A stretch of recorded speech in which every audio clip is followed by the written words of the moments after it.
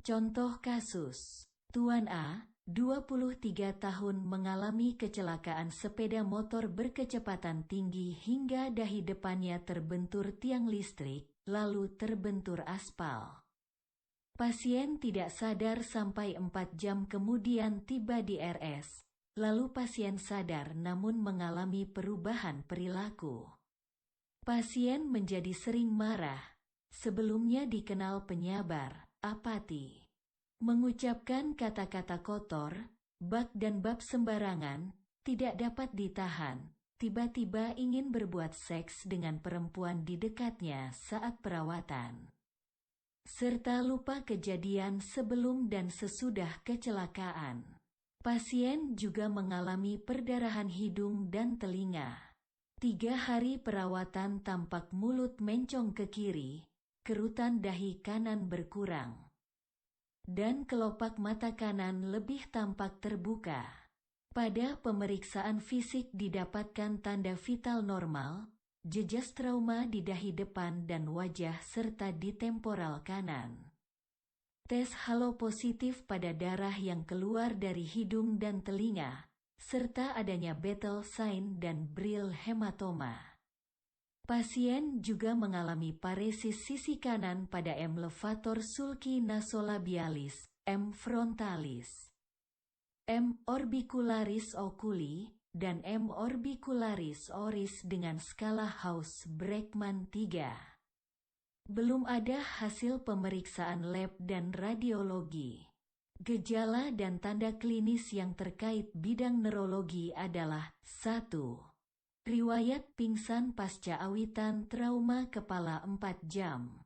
Riwayat pingsan setelah trauma adalah bagian dari patofisiologi trauma kepala pada umumnya. 2. Perubahan kepribadian, sering marah padahal awalnya penyabar.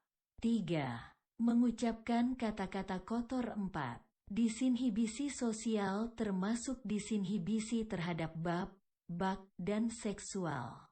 Poin 2-4 ini dapat dikelompokkan dalam sindrom lobus frontal, khususnya bagian dorsolateral, korteks prefrontal dan orbitofrontal. 5. Amnesia anterograd dan retrograd. Amnesia dapat merupakan bagian dari sindrom lobus frontal dengan kerusakan di bagian mesial inferior.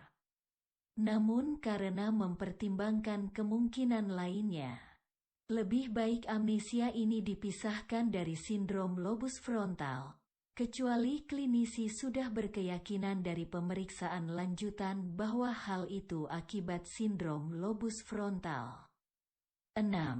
Rhinorea dengan kebocoran cairan cerebrospinal, CSS. 7. Otorea dengan kebocoran CSS8.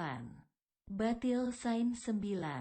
Brill hematoma. Poin 6-9 dapat dikelompokkan dalam sindrom fraktur basis krani, khususnya fossa anterior dan 0 S petrosus. 10. Paresis M. levator sulci nasolabialis kanan. 11. Paresis M. frontalis kanan. 12.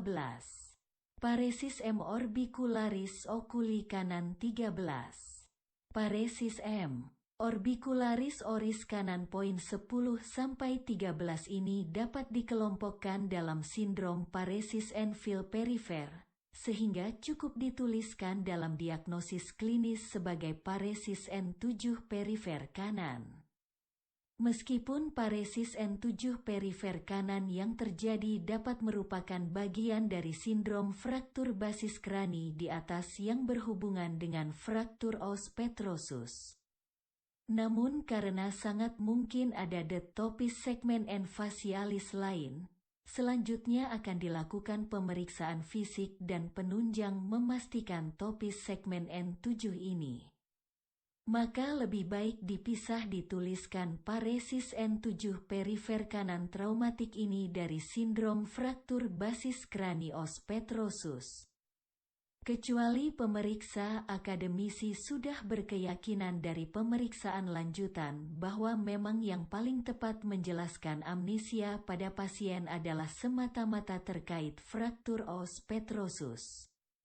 Lengkapi paresis N7 perifer kanan ini dengan keterangan tingkat keparahannya. Dalam hal ini terdapat keterangan skala Haus-Bregman 3.